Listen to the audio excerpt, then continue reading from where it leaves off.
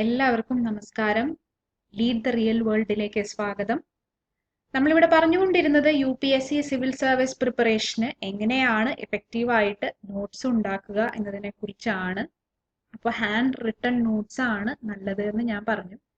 ഇനി എങ്ങനെയൊക്കെ നോട്ട്സ് എഴുതാം എന്നതിൻ്റെ ഒരു 4-5 മെത്തേഡുകളെ കുറിച്ചാണ് നമ്മൾ പറഞ്ഞുകൊണ്ടിരുന്നത്. ഒന്ന്, പ്രധാനപ്പെട്ട സെന്റൻസുകൾ അതേപടി കോപ്പി ചെയ്യുക, അല്ലെങ്കിൽ നമ്മളൊരു ചാപ്റ്ററോ അല്ലെങ്കിൽ ഒരു പാരഗ്രാഫോ ഒരു പേജോ വായിച്ചിട്ട് നമുക്ക് മനസ്സിലായത് എന്തോ അത് നമ്മുടെ സ്വന്തം വേർഡ്സിൽ മാറ്റി എഴുതുക, അല്ലെങ്കിൽ ജസ്റ്റ് കീവേഡ്സ് മാത്രം നോട്ട് ചെയ്യുക. എന്നിട്ട് പഠിക്കുന്ന സമയത്ത് ബുക്ക് സൈഡിൽ വെച്ചിട്ട് ആ കീവേഡ്സും വെച്ചിട്ട് റിവൈസ് ചെയ്യുക.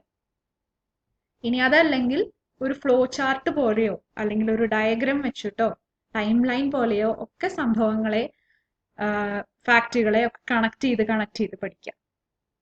ഈ 4 മെത്തേഡുകളുടെയും ഇഫക്റ്റീവായ ഒരു സമ്മേഷൻ ആണ് മൈൻഡ് മാപ്പിംഗ് എന്ന് പറയുന്ന മെത്തേഡ്. മൈൻഡ് മാപ്പിംഗിൽ ഈ പറഞ്ഞ 4 മെത്തേഡും ഒളിഞ്ഞും തെളിഞ്ഞും ഒക്കെ നമ്മൾ ഉപയോഗിക്കും. നമുക്ക് ഒറ്റയടിക്ക് റിവൈസ് ചെയ്യാനും റീകളക്ട് ചെയ്യാനും പഠിക്കാനും ഒക്കെ എളുപ്പം മൈൻഡ് മാപ്പിംഗ് ഉപയോഗിക്കുമ്പോഴാണ്. അപ്പൊ എന്താണ് മൈൻഡ് മാപ്പിംഗ്, എങ്ങനെയാണ് അതിന്റെ പ്രോസസ്സ് എന്നുള്ളതിലേക്കൊക്കെ നമുക്ക് വരാം. അതിന് മുന്നായിട്ട് ഒരു ചെറിയ കാര്യം ഞാൻ പറഞ്ഞോട്ടെ, എങ്ങനെയാണ് നമ്മൾ എഴുതിയ ഈ നോട്ട്സ് ഓർഗനൈസ് ചെയ്യേണ്ടത് എന്ന്.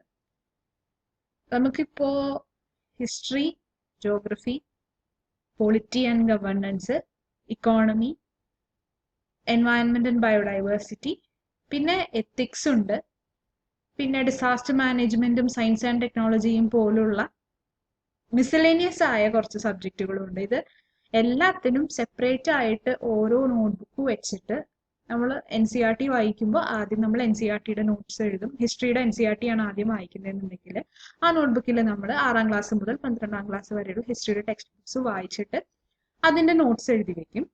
അത് കഴിഞ്ഞ് നമ്മൾ സ്റ്റാൻഡേർഡ് ടെക്സ്റ്റ് ബുക്ക് വായിക്കുമ്പോൾ അതിന്റെ നോട്ട്സും അതിൽ എഴുതി വെക്കും. അങ്ങനെയാണ് സെപ്പറേറ്റ് ആയിട്ട് നോട്ട്ബുക്ക് കീപ്പ് ചെയ്യുമ്പോൾ നമ്മൾ സാധാരണഗതിയിൽ നോട്ട് എഴുതി പോവുക.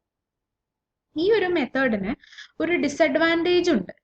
എന്താന്ന് വെച്ചാൽ നമ്മളിപ്പോൾ NCERT നോക്കി ഹിസ്റ്ററിയുടെ 6 മുതൽ 12 ക്ലാസ് വരെയുള്ള NCERTs നോക്കി നമ്മൾ നോട്ട്സ് എഴുതി.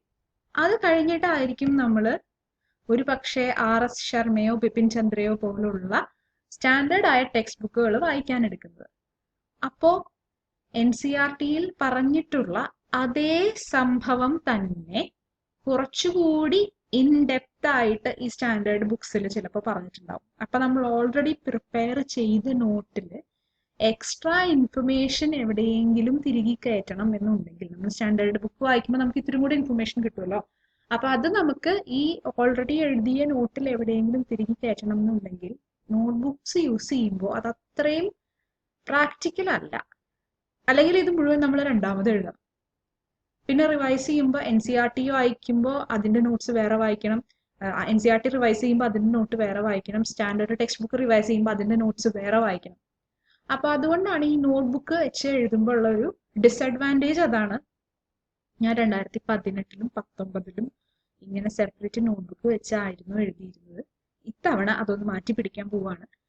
ഞാൻ ഇത്തവണ A4 ഷീറ്റുകളിലാണ് നോട്ട്സ് എഴുതാൻ പോകുന്നത്. A4 ഷീറ്റുകളിലാണ് മൈൻഡ് മാപ്പുകൾ പ്രിപ്പയർ ചെയ്യാൻ പോകുന്നത്. അതെങ്ങനെയാണെന്ന് ഞാൻ നിങ്ങൾക്ക് പറഞ്ഞും തരാം, കാണിച്ചും തരാം. നമുക്കിതിന് വേണ്ടത് ഈ A4 ഷീറ്റുകളിലുള്ള നോട്ട്, A4 ഷീറ്റ് തന്നെ ആവണം എന്നില്ല കേട്ടോ, ഏതെങ്കിലും പേപ്പർ നിങ്ങൾക്ക് ഉപയോഗിക്കാം. പേപ്പറിനെ ഞാൻ ഉദ്ദേശിച്ചുള്ളൂ. അപ്പൊ ഈ ഒരു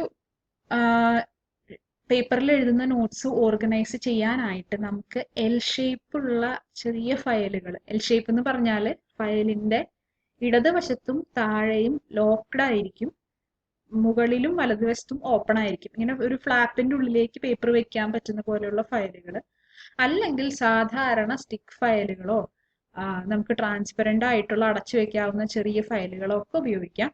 അങ്ങനെ ഒരു സെറ്റ് ഓഫ് ഫയലുകൾ നിങ്ങൾ ആദ്യം വാങ്ങിക്കണം.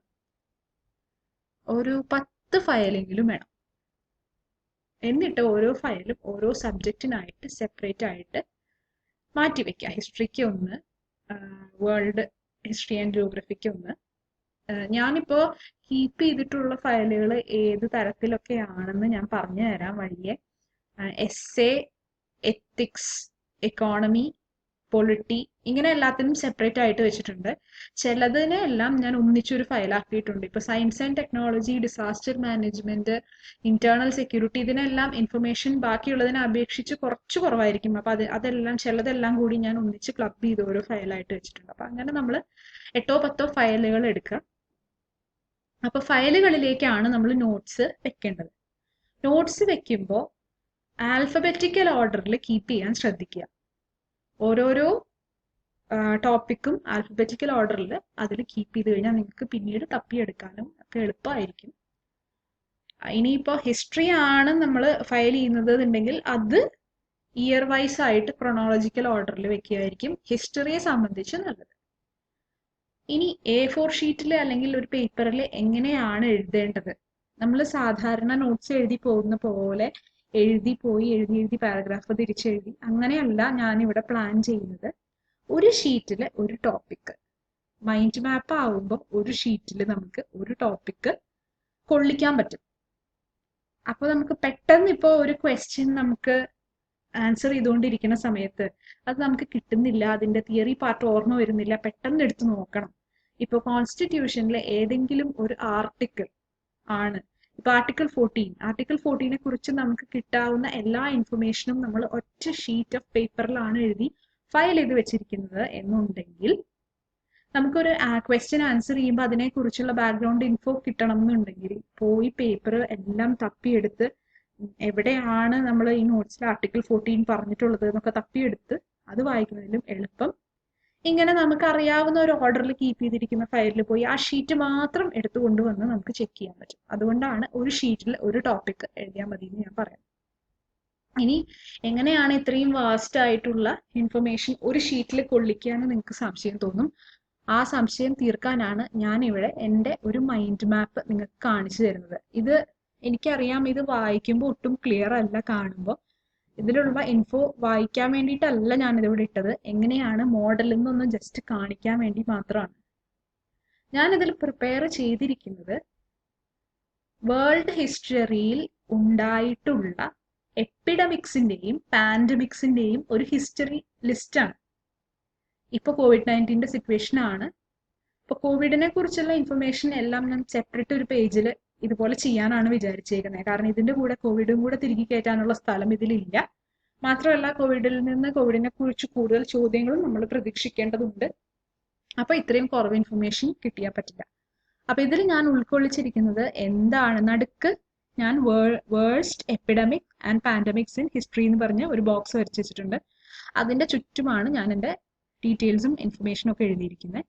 ഇതിൽ ഞാൻ ഉൾക്കൊള്ളിച്ചിരിക്കുന്നത് എന്താണ് പാൻഡമിക്, ഇതുവരെ വന്ന പാൻഡമിക്കുകൾ ഏതൊക്കെയാണ്, ഇനി WHO എപ്പിഡമിക്കുകൾ എന്ന് പറഞ്ഞ് കാറ്റഗറൈസ് ചെയ്തിരിക്കുന്ന ഡിസീസുകൾ ഏതൊക്കെയാണ്, എന്ത് ക്രൈറ്റീരിയ വെച്ചിട്ടാണ് ഒരു അസുഖത്തിനെ പാൻഡമിക്കായി പ്രഖ്യാപിക്കുന്നത്, US CDC എന്താ പറയാ എന്ത് മെത്തേഡുകളൊക്കെയാണ് ആവിഷ്കരിച്ചിരിക്കുന്നത്, എങ്ങനെയാണ് ഒരു പാൻഡമിക്കിനെ നമ്മൾ കൈപ്പിടിയിൽ കൺട്രോൾ ചെയ്ത് നിർത്തുന്നത്, എന്തൊക്കെയാണ് അതിന്റെ സ്റ്റെപ്പ് ബൈ സ്റ്റെപ്പ് പ്രൊസീജിയർ, ഈ COVID-19 വരെയുള്ള പ്രധാനപ്പെട്ട പാൻഡമിക്കുകൾ ഏതൊക്കെയായിരുന്നു, ഏത് വർഷമാണ് സംഭവിച്ചത്, ഏകദേശം എത്ര മരണങ്ങൾ ഉണ്ടായി, എത്രമാത്രം ഗ്രാവിറ്റി ഉണ്ടായിരുന്നു തുടങ്ങിയ വിവരങ്ങളെല്ലാം ഈ ഒരു പേജിലുണ്ട്.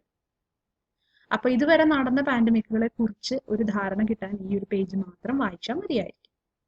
കോവിഡിന് വേണ്ടി ഞാൻ ഇതുപോലെ COVID-19 എന്ന് നടുക്ക് എഴുതി ഒരു ബോക്സ് വരച്ച് സെപ്പറേറ്റ് ആയിട്ടൊരു മൈൻഡ് മാപ്പിങ്ങും കൂടെ ചെയ്യുന്നതായിരിക്കും. ഇത് ഞാൻ പല സോഴ്സിൽ നിന്ന് എടുത്തതാണ്.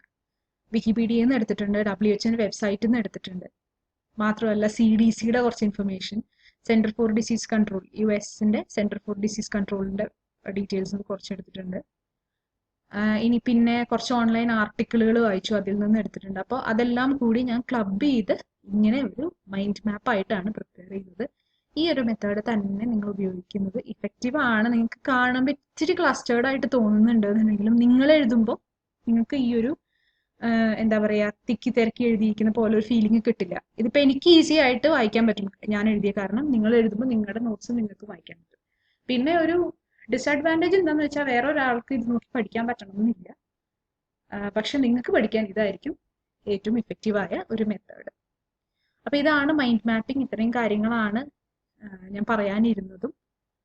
അപ്പൊ എല്ലാവരും ഇഫക്റ്റീവായി നോട്ട്സ് പ്രിപ്പയർ ചെയ്ത് തുടങ്ങുക. ഇനി നമുക്ക് അടുത്ത വീഡിയോയിൽ ഈ എക്സാമിനെ എങ്ങനെ അപ്രോച്ച് ചെയ്യണം, പ്രിപ്പറേഷന്റെ ഡിഫറെന്റ് ഫേസസ് ഏതൊക്കെയാണ് എന്ന് പറയാം. അതിനുശേഷം അല്ലെങ്കിൽ അതിന് മുൻപായിട്ട് ചിലപ്പോൾ ഒരു പക്ഷേ ബുക്ക് ലിസ്റ്റ് ഒന്ന് നിങ്ങൾക്ക് പരിചയപ്പെടുത്തും. പ്രധാനപ്പെട്ട ബുക്സ് ഒന്ന് നിങ്ങളെ പരിചയപ്പെടുത്താനായിട്ടാണ്. ഏതൊക്കെ ബുക്സ് ആണ് ആദ്യം വായിക്കേണ്ടത്, പിന്നെയുള്ള സ്റ്റാൻഡേർഡ് ടെക്സ്റ്റ് ബുക്കുകൾ ഏതൊക്കെയാണ്, അതൊക്കെ നമുക്ക് ഇത് കഴിഞ്ഞു വരുന്ന വീഡിയോസിൽ കാണാം. ജൂൺ തുടങ്ങിയാണ് ഈ ചാനലിൽ ശരിക്കും ഉള്ള UPSC preparation day by day ആയിട്ട് നടക്കാൻ പോകുന്നത്. അപ്പൊ ഈ മെയ് മാസത്തിൽ മുഴുവൻ എങ്ങനെ തയ്യാറെടുപ്പ് തുടങ്ങാമെന്നതിനെ കുറിച്ചുള്ള ഒരു ഇൻട്രൊഡക്ഷൻ ആയിരിക്കും നിങ്ങൾക്ക് തന്നുകൊണ്ടിരിക്കുക. അപ്പൊ എല്ലാവരും ഈ ചാനൽ ഫോളോ ചെയ്യുക, സബ്സ്ക്രൈബ് ചെയ്യുക, ഷെയർ ചെയ്യുക. നിങ്ങളുടെ UPSCയുടെ സ്റ്റഡി സർക്കിളുകളിലും ഗ്രൂപ്പുകളിലും ടെലഗ്രാം ഗ്രൂപ്പിലും ഫേസ്ബുക്ക് പേജുകളിലും ഒക്കെ ഇതിനെക്കുറിച്ച് നിങ്ങൾ പറയുക. മാക്സിമം ആളുകളിൽ ഈ ന്യൂസ് എത്തിക്കുക. So let's lead the real world.